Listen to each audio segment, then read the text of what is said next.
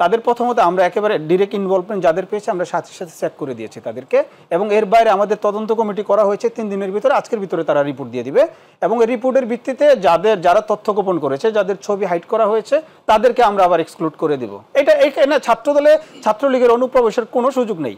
আমরা জাহাঙ্গীরনগরেও কয়েকজন ঢুকেছে এইভাবে। এই কমিটির মধ্যে ছাত্র শিবিরও থাকতে পারে, ছাত্র শিবিরের কোনো আমি সেই কথাটাই বলতে চাচ্ছিলাম। এখন ওনারা যে গত 15 বছরে যে আপনার হচ্ছে যে ছাত্রলীগের ভিতরে থেকে যে তারা রাজনীতি করেছে, এখন আমাদের সংগঠনে যে ঢুকবে না, এটার কিন্তু কোনো গ্যারান্টি নেই।